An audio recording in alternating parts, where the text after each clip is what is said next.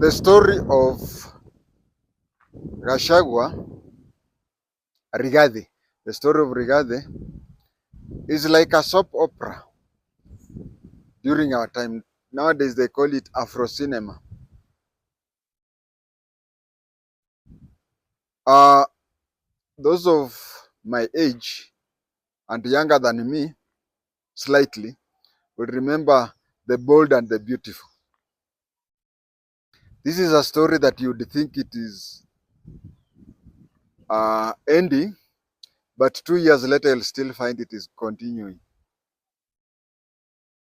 It was called soap opera because when those things started, it used to be a competition between the different soap companies. Like Omo could hire a certain program, and then the competitor for Omo would hire another one. So these were operas that were hired by soap companies, and they used to continue that way. Later on, much later on, there came to be this thing called Afro cinema. And you know, Afro cinema were long stories that never ended, so that they used to be there forever and ever. So that is how people started saying Afro cinema continues shortly. Concerning Rigathi Gachagua, just when you think the story is over, you find that you are still beginning. In today's talking, we want to talk about where Gachagua is today. We do understand when he attacks the National Assembly. We do understand when he says that the National Assembly did not give people what we call, first of all, he's the one who brought in the topic of public participation. I said that he should have kept quiet so that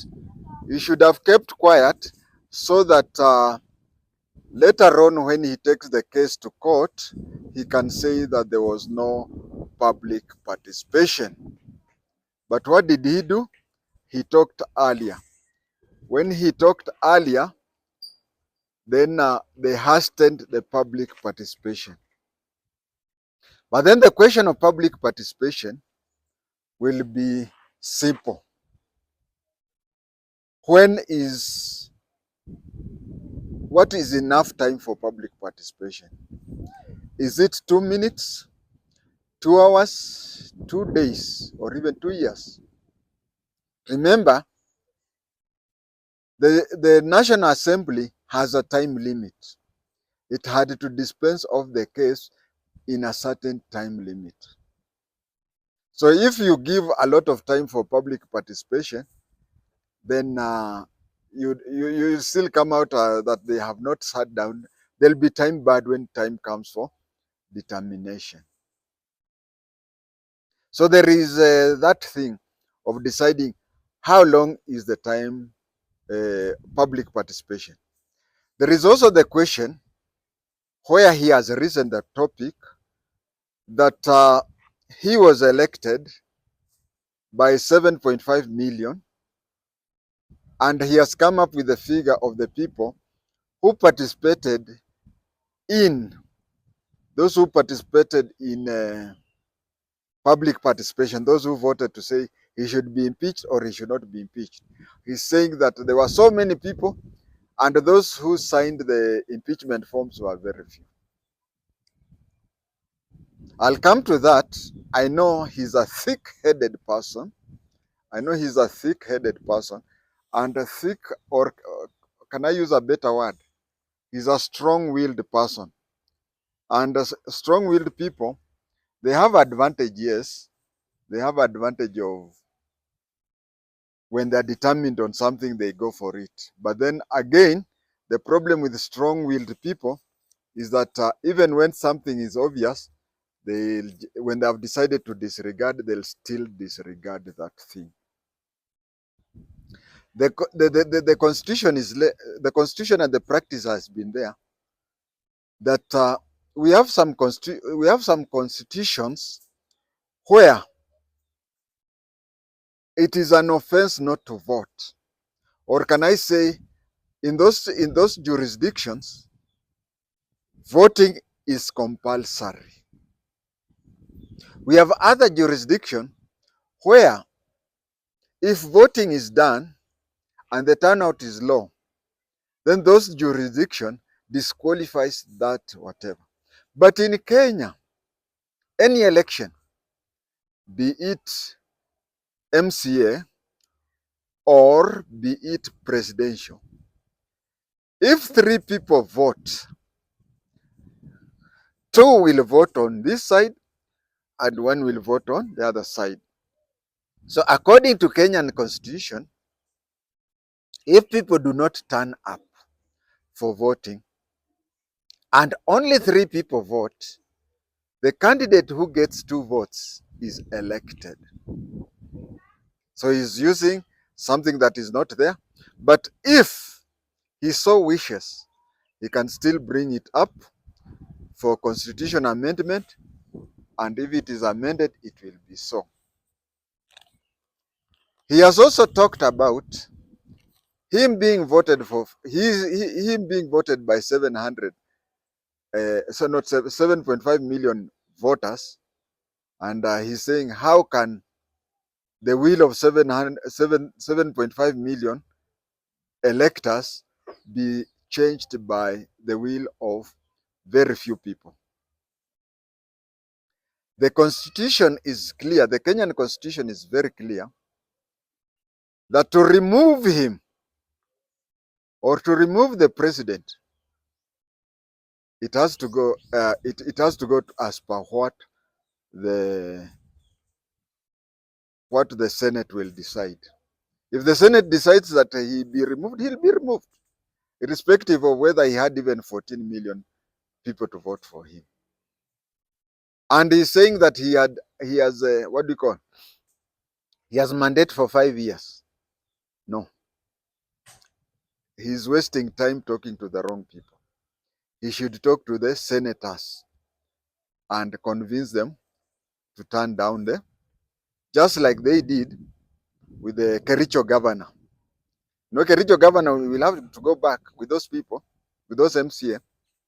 The same with, if the Senate agrees with him, he'll just go back, and those who don't want him will have to live with him. Or they will have to live with him the way the deputy governor for Siaya is living. So he has to live with that. He has to live with that, and there is no way out. I'm seeing that among the complaints he's having is that the judiciary should do something about it, because once the Senate passes the impeachment, within hours a new deputy president will be selected and will be gazetted. So he does not want a new deputy president to be gazetted within hours of the passing of that. So he's trying to prevent that. Now, let us look at that point, where within hours, a new DP would be gazetted. As we speak now, Ruto and his advisors and his think tank, they have sat down and have looked at the various scenarios. In this case, let us look at the scenario where the Senate impeaches Gachagua. We have seen that before. I think the best example is, I'm not very sure, but I think it is Babayao and Sonko. The Senate sat until 11 p.m. But at 2 a.m., the government printer had already printed that Sonko and Babayao have been impeached by the Senate. Once it has been done that, in the second item of the Gazette, just that page below it, will be the president nominating somebody to be the deputy president. Now, what happens? Because he has placed there several cases. Let us look at the several scenarios. The president has gazetted a new, the Senate has gazetted his impeachment. The president has selected another individual to be the deputy president. And even that person is sworn in as the president, as the deputy president. He's sworn in, and he or she is sworn in as the deputy president. What happens? First of all, if Gachagua is impeached and the judiciary later declares that unconstitutional, he cannot go and remove the new deputy. No. It means that the government he may sue the government for financial. He'd say that the government has done this and this, and he wants the government to pay him. So the judiciary will decide on how much he'll be paid. And also, he will have an opportunity to, in future, contest contest a political party, or even be appointed into a public whatever.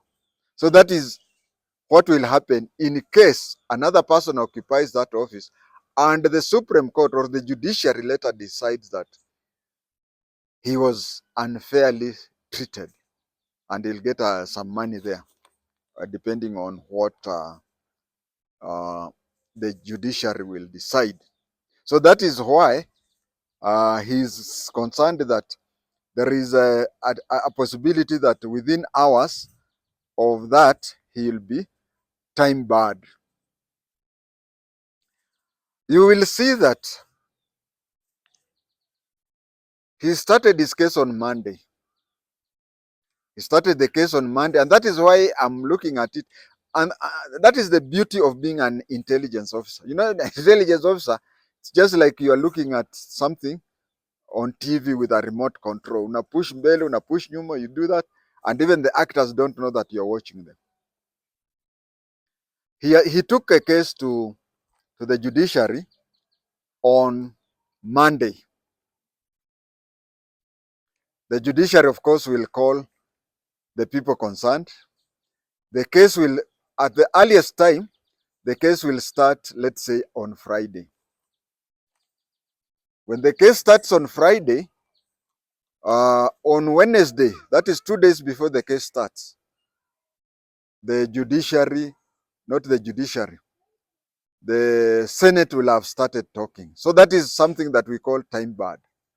So that by the time the case is continuing, he will also appear in the Senate. He must appear in the Senate. And appearing in Senate does not mean that he'll appear in person. He could even send a lawyer to do that. But because the case is so serious, I'm sure he will appear there in person. So as he's continuing with the case, he wants the judiciary to bar the Senate from discussing him or even taking action against him until the case is over. To this, I'm seeing is chasing wind. If he's chasing wind, he will not succeed, because the legislature, in this case the Senate, will tell the judiciary that this is an independent arm of the government and they cannot be ordered so. So that is why I'm saying he is chasing. I'm saying that he's chasing what do we call the wind. If you remember the case of Dr. Mutai, the governor for Kericho, he's lucky he won the case, but you know, he went to court and tried to stop that. And the court told, the Senate told the court that they cannot take case for, they cannot get instruction from the judiciary. They're an independent department, arm of the government, and they'll do the things they want to do. So what I'm feeling is that it is quite possible, and that is why we try to talk earlier before it happens, so that we can have bragging rights after it has happened the way we have predicted. It is possible that he is using this opportunity to spill the beans. Actually, one of the politicians on his side even said that they are going to say how they stole the 2022 elections. I have no capacity to know whether they stole or not, but then why didn't that person say then? Okay, even right now, they stole from Azimio, isn't it? Look at the Azimio. It is divided. Kalonzo Musyoka and my second cousin Eugene and whatever, you can see the way they are. On another side, there is the lone lady, Karua. Karua is just dealing, they are not as united. That information would have been better to them if it was given before the Supreme Court had decided. It is quite possible that, and I've just said that I don't know whether they stole the election or not because I have no capacity to know. But even if they stole, that is what under the bridge. But what I'm seeing that there is a possibility that Gachagua will use this opportunity to Kikuyu wanasema kuharagania na Waluya wanasema ohotuvula. Ohotuvula or kuharagania is like the stream, river. I want to draw water from there and you refuse, I'll not draw water from there. So nitaenda nikanyage, then the water becomes, it resembles tea with milk. Hiyo ndio inaitwa Enkarenarok, no, Wasonyiro, yeah. Wasonyiro is flooded water.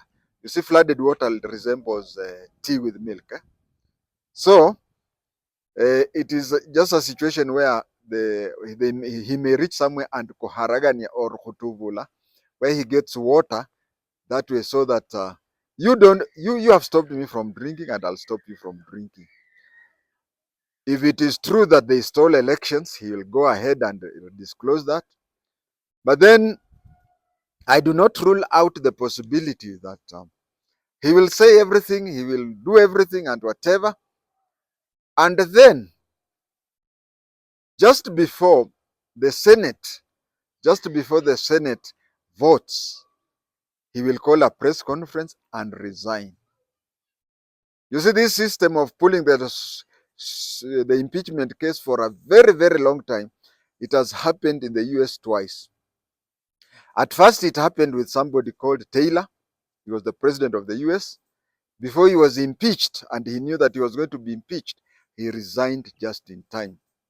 The second one, of which most of us know, is that one of Richard Nixon, where he had this thing of Watergate scandal. He resigned before that. What is the advantage of resigning at that moment, just before the not the Supreme Court, before the Senate votes? You see, if you are late and the Senate votes, then there is no time you can ever occupy a public office in your life. You can never occupy a public office in your life. And again, because the Constitution, some people are saying that it is 10 years. No. Unless we change the Constitution, but in the 2010 Constitution was very clear that if you are impeached, you can never occupy a public office. That one goes to Babayao. It also goes to Sonko. Sonko can never occupy. You can remember even Babayao had been appointed to be a member of the Nairobi Water, whatever. But two reasons did it that Babayao would not be appointed there. One is that he had made public comments that were against water issues he was saying that if you have a house, you could and then the other equally important thing is he has been impeached. and by the constitution, he can never occupy any other. So if anything enters my Mufiala, and Mufiala is wise enough, okay, I cannot stop him from spilling the beans. He's very good at spilling the beans. You can see what he did to Uhuru. We Uhuru ulikuwa mlevi, mimi ndio nilitumwa nikakuja kukutoa huko whatever. Mchongo wa no, he's very good at it. And you know, as we speak now, he knows more about Ruto more than I can know in 3 lifetimes. So there is also a possibility. There is a possibility that he would keep on disclosing secrets and whatever to embarrass, especially Ruto and others, before the time comes for counting of votes. I mean, taking a vote. But immediately before they take a vote, it is very much likely that he may step aside. But then there is also a problem here. I don't know whether you people have seen it, or maybe, you see, I'm not a lawyer, but I am an intelligence officer. But there are some things I'm looking at it. Okay, what happens? Because my understanding, I may be wrong. I said I'm not a lawyer. I'm a kacheru. I may be wrong. I stand to be corrected. But let me say this: the the the Senate sits down. The Senate sits down and deliberates and votes him out. Don't you think that IBC is supposed to say something? I don't know, but I think that the IBC is the one which is supposed to declare the seat vacant, and IBC is not there. That is why, according to my little law knowledge or little constitutional law that I know, you see, the deputy governor for Eldoret resigned. Have they gazetted his resignation? You see, him resigning, there are some people who are saying that the deputy governor in Eldoret did not resign or anything. But let us take it from the point of view that he resigned, because that is what we know. Whether he was pushed out, we will know it after 10 years. But then he called a press conference and resigned. He has not been gazetted. It's because if what I believe in is true, it is because the people to declare the seat vacant is the IEBC, and the IEBC is not there. Okay, the Senate, let's say the Senate does what? The Senate impeaches him. Once the Senate has impeached him, the seat will be vacant. And you see, that is a constitutional crisis, because he has been impeached, isn't it? And you know, anything can happen to Ruto. One, Ruto can resign. Two, he can die. Three, he can run mad. Four, he can. So there are so many ways that Ruto can cease being the president, and it is so dangerous for the Ruto seat to be vacant at the time. It is something. Supposing Ruto's position becomes vacant when we do not have a deputy president. Lastly, it is a question of the 70 questions. You see, it is to the advantage of Gachagua that we have as few points as possible, placing there hundreds and hundreds of questions. Remember, they only need 1 point to impeach him. But then we will also understand that your strongest point is your weakest point. It is because of his strong characteristic that he was plugged from the divisions, from the field of the DO, and handed over to Uhuru Kenyatta as his personal assistant. Uhuru Kenyatta had lost his election as the MP for Gatundu South. And when Uhuru lost the seat, he lost interest in a lot of things and he became a drunkard. So they looked for a heavy-headed person to go and remove him from the bar and make him the president. Heavy-headed. The second thing, they looked for somebody heavy-headed to handle both simultaneously, to handle both Raila and Uhuru Muigai Kenyatta. Now that his services are no longer needed, I think one thing I would have just advised him is that to accept and move on. Because impeachment has a lot of problems. I can tell you of two vice presidents, three. I can tell you of three vice presidents who moved on and came back. The first vice president of Kenya was Jaramogi Oginga Odinga. But you can remember, he died when he was the MP for Bondo. He went away. I'm sure even he forgot where the parliament is. But he came back and became the MP for Bondo. He died while he was the MP for Bondo. The second person I can say is Dr. Josephat Karanja. Dr. Josephat Karanja was hounded out of parliament, out of vice presidentship, and he went away. When multi-party came, he went back and became an MP. Lastly, there's Professor Saitoti. Professor Saitoti was the vice president. And when Professor Saitoti was the vice president, things happened. He went into opposition and whatever. And during Kibaki's time, Kibaki was the president. Raila was the prime minister. Kalonzo Musyoka was the vice president. And Saitoti was the minister for internal affairs. So I know it is usually hard to convince thick-headed people. And convincing a person like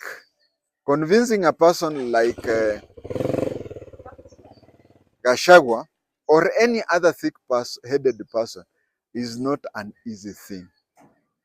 But for the goodness of him, if he still wants to take political positions in future, he should count his losses and move on.